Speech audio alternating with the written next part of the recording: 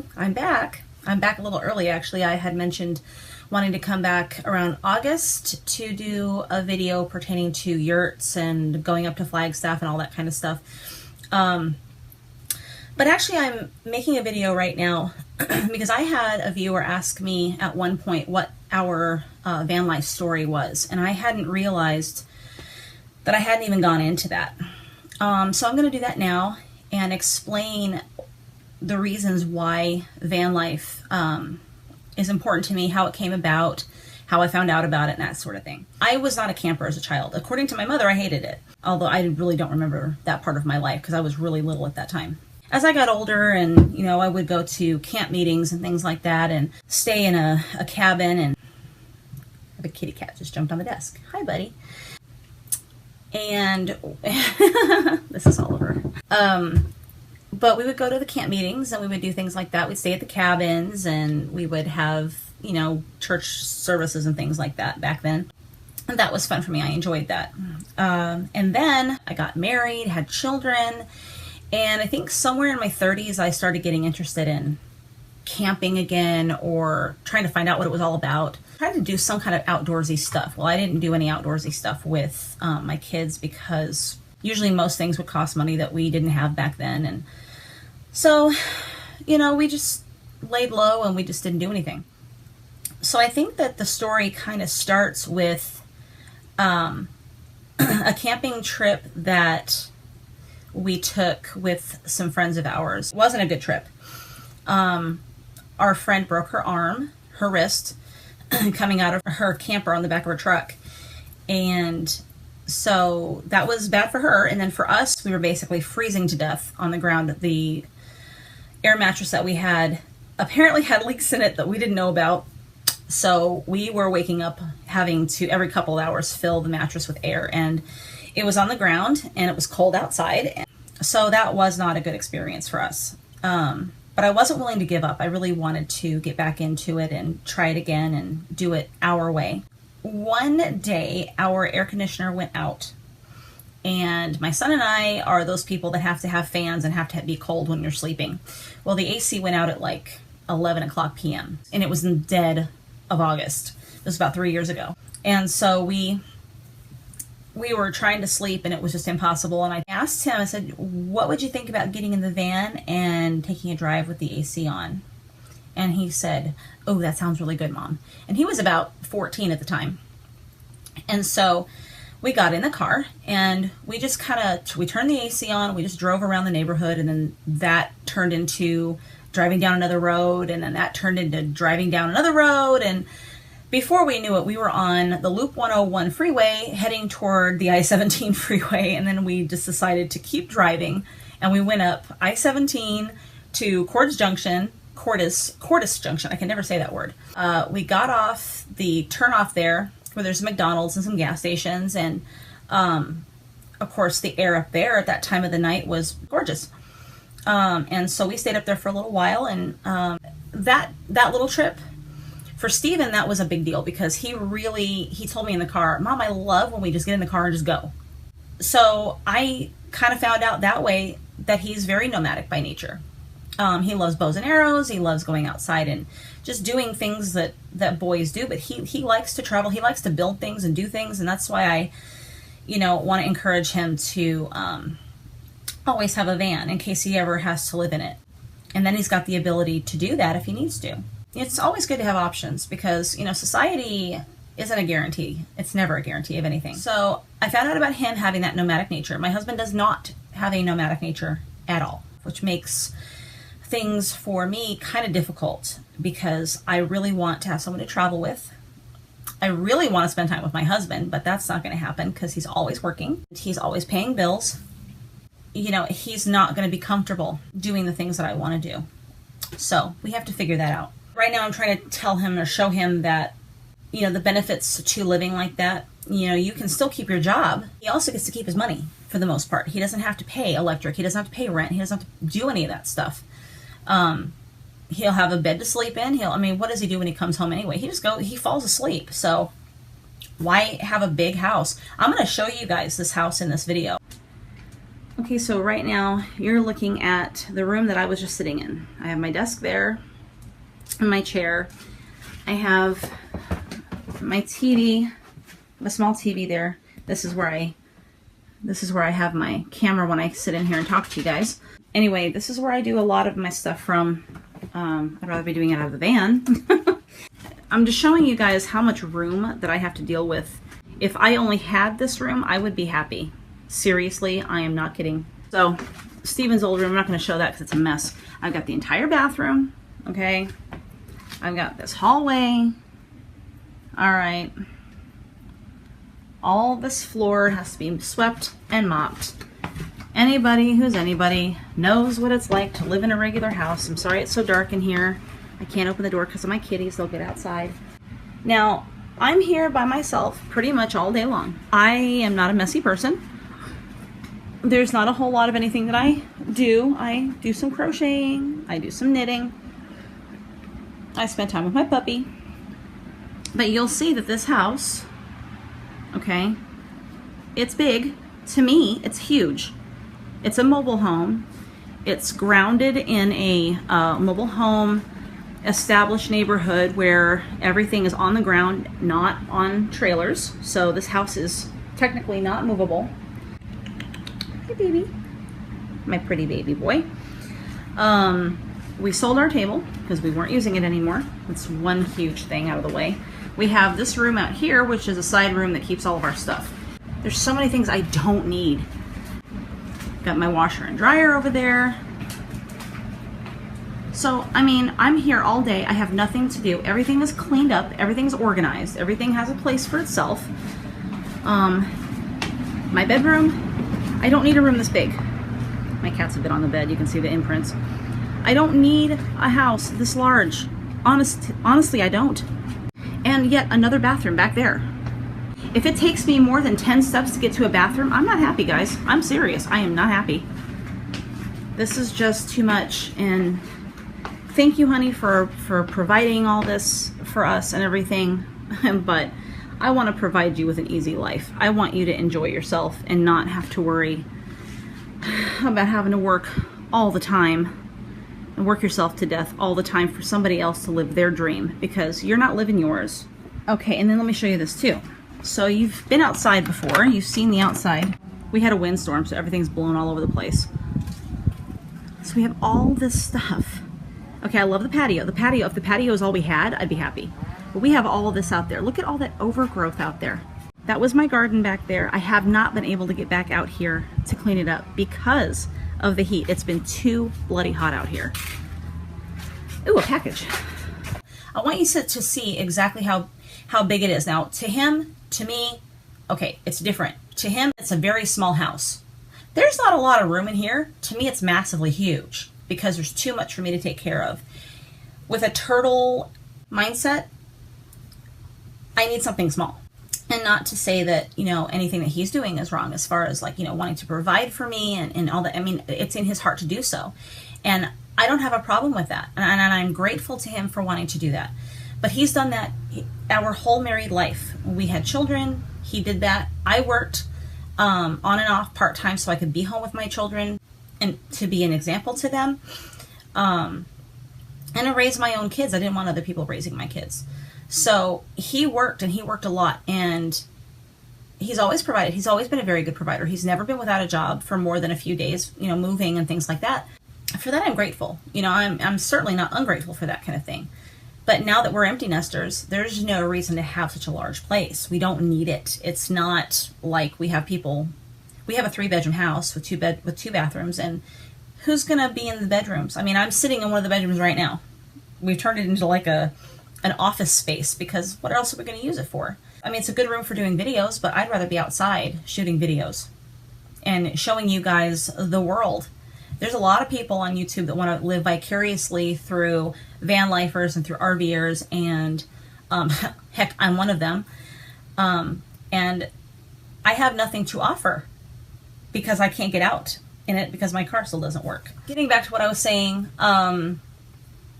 so while my husband is not an outdoors kind of person, I have learned to absolutely love it. Now I'm going to tell you what happened and why I became like this. Not to throw my husband under the bus, but he is a screamer when it comes to sports. And for me, because I suffer from anxiety, loud noises like that and that type of tension exacerbates my anxiety. It makes it much, much worse, and it makes me feel like my skin is crawling. I have to have a getaway. I've got to figure out a way to get away from all of that noise. I don't care if he wants to scream like that and, pop blood vessels. That's up to him. But I need to be away from it. I cannot handle the stress of it all.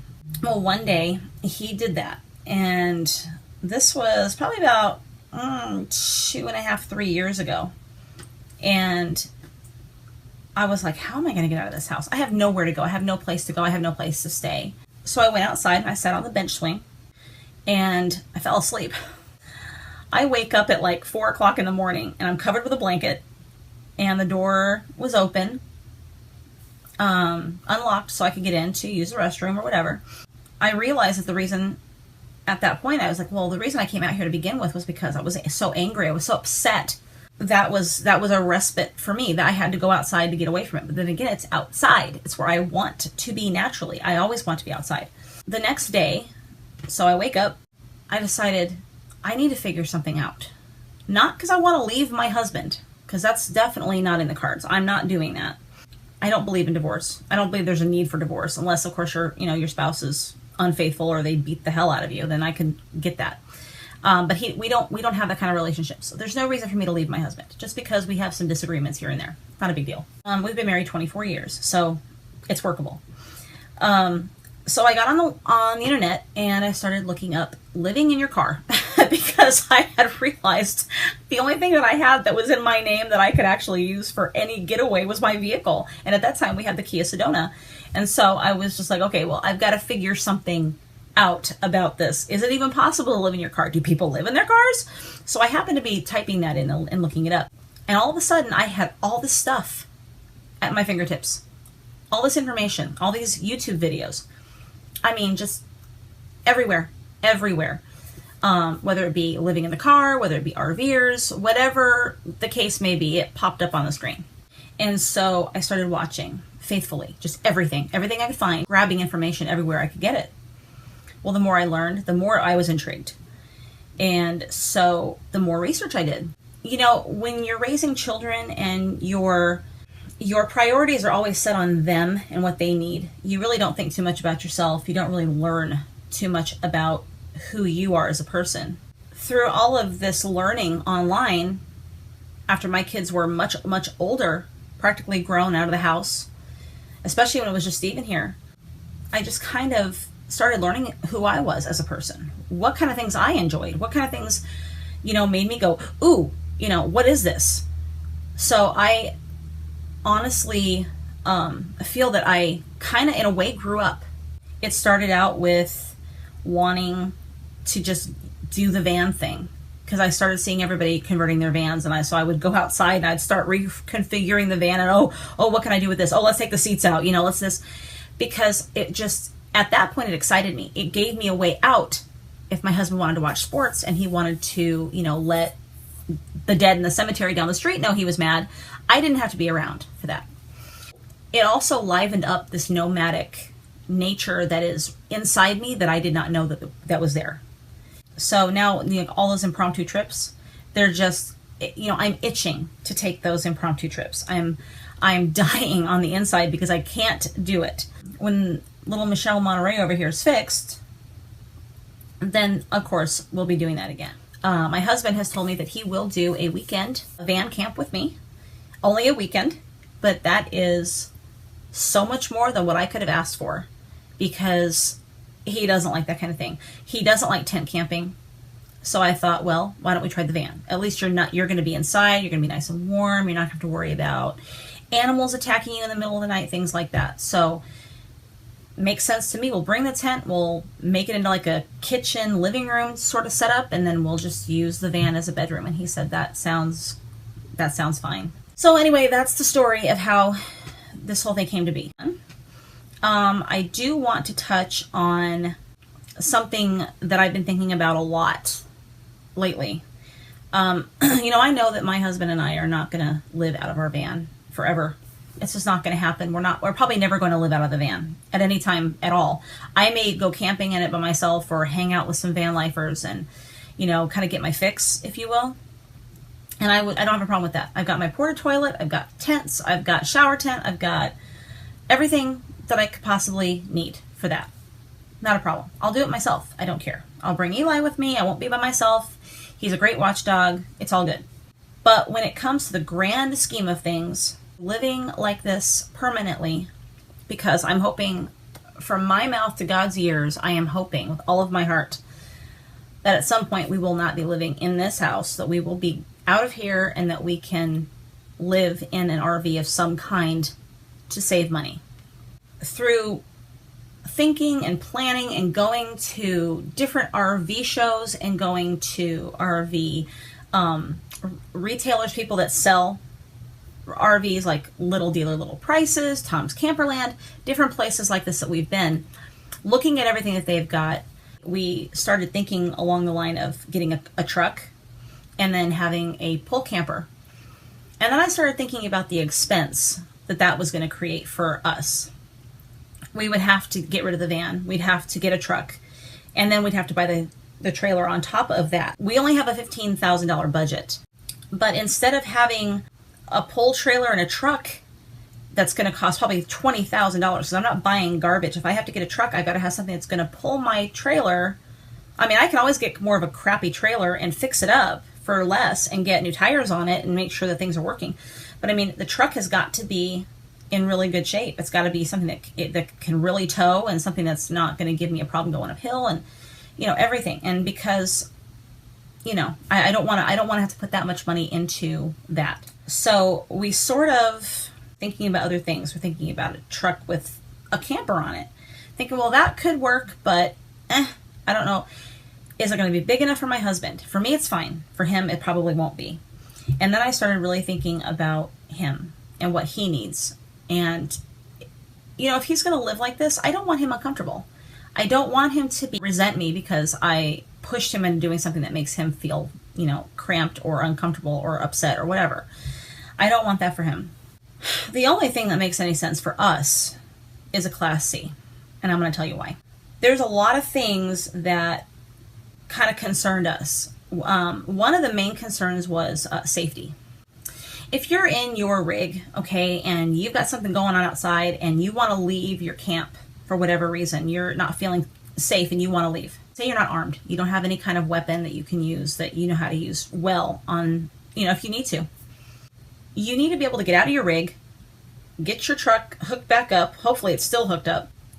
And then get into the seat with the keys, knowing where your keys are, start it up, and be able to go, right? If something really bad's going on outside your door, there's no way for you to get outside and to do those kinds of things unscathed. My vision for safety is really I want to be able to walk if I have to go from the back of my rig or wherever in my rig and walk to the front and get into the seat and go, I can. So that was a big, big deal for me. Just the idea of having an engine that is large enough to pull what's behind me without any issues. The way we want to travel, we aren't planning on driving all the time, so it's not like we're going to get terrible gas mileage out of it. It's one of those things where we want to sort of take our time and live in it and maybe do some campground hosting or something like that. So, it will sit for a while, but then, you need to take it out every now and again and drive it and go to the store and load up, empty your tanks and fill up your water and all that good stuff. The tops are large enough to put solar, which is something that we plan on doing. There's just such a large area above for solar panels, and we need to have probably about 1,000 watts. And the reason for that is because of me needing air conditioning. But I'd rather have more solar or too much solar than not enough. I would never want to be stuck in a situation where, I'm kicking myself for not having thought it out ahead of time. So that's kind of where we are right now is a Class C. Class A is too much for me. I've driven moving trucks, so Being up that high in the truck, I've done it before, not a problem. I don't have an issue driving those kind of rigs. The other thing about the travel trailer too, on the back of a truck, is that I've never towed anything. So having to constantly, connect everything and unconnect, reconnect, unconnect, the whole, whatever you have to do, for me, that's a lot of extra work that really just isn't something that I want to be doing. Because it's the type of life I want, I can pretty much guarantee you my husband won't help me with it. So I have to be willing to do whatever it takes to make that lifestyle work, and I don't think that that is something that I want to have to deal with.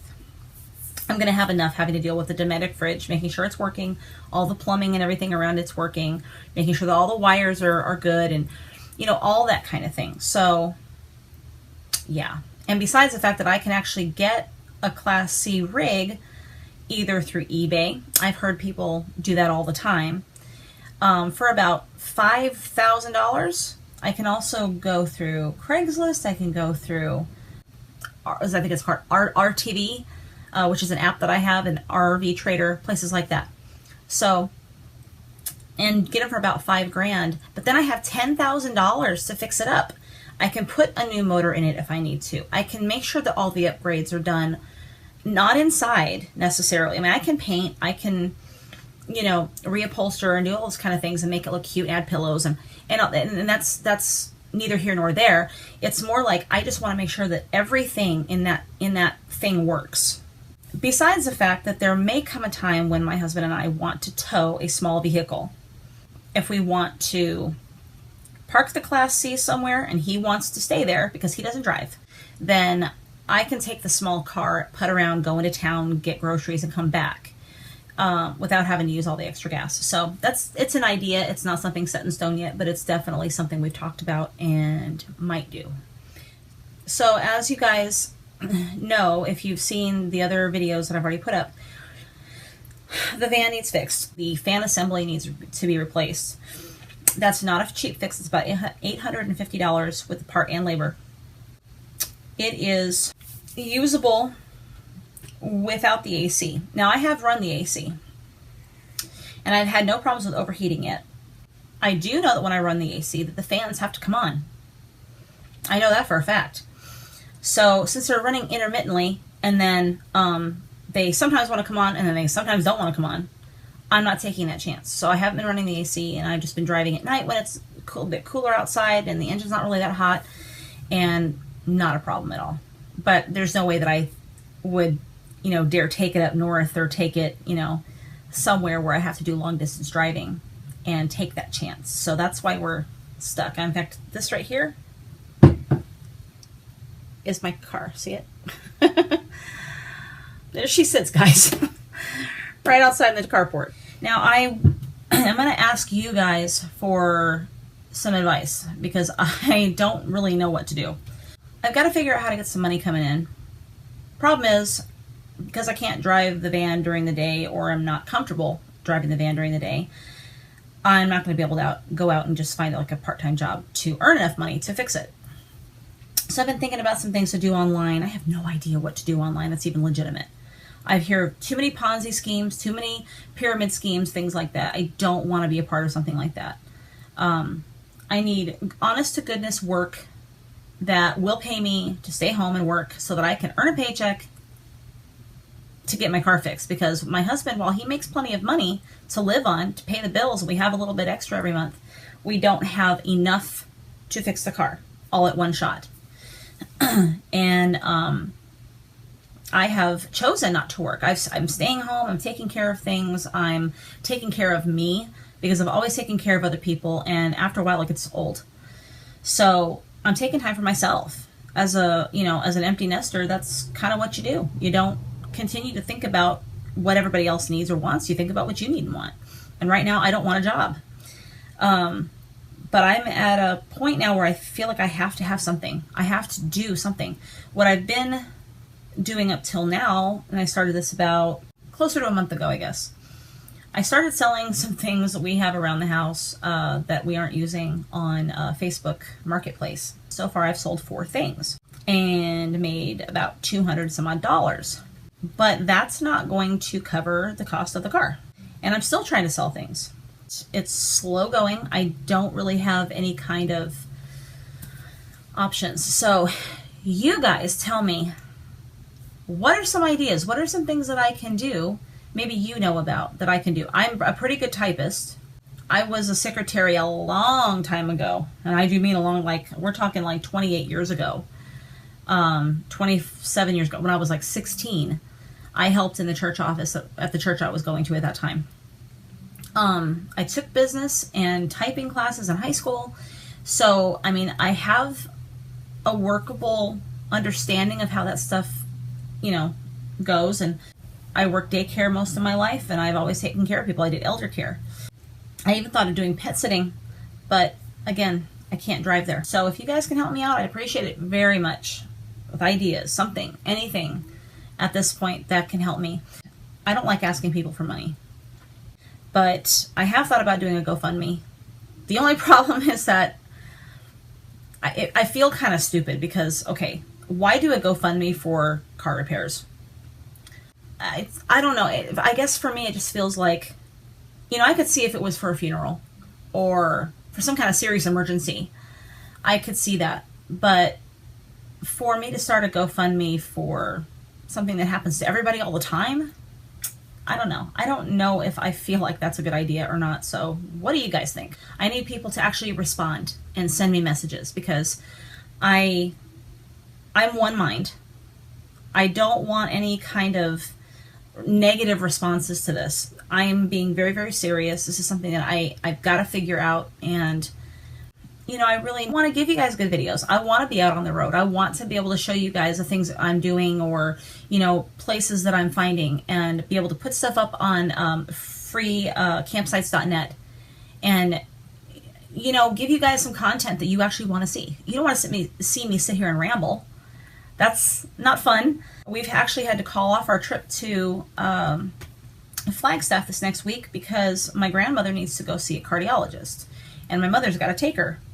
So the day that we were supposed to go happens to be the day she needs to see the cardiologist. So we're not going now until sometime in August. So I'm not going to have that content for you guys. So help me out here. See if we can get something going.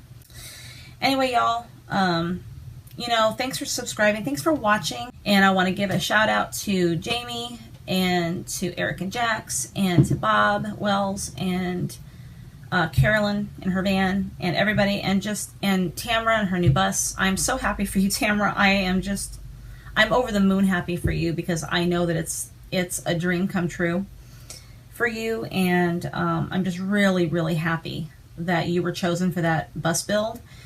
If you guys don't know what I'm talking about, go check out Enigmatic Nomadics. Check out their channel because honestly, Jamie's doing some really great stuff. If you guys don't know anything about the community that he's developed, I'm pretty sure it's not just him that's developed it, but I mean, he is a part of that. He and Bob are the two people.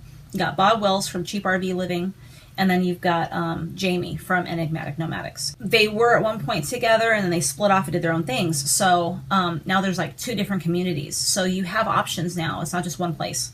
The RTR in the winter, the RTR in the summer. For what I know, I mean, we camped out with Jamie last November and his crew.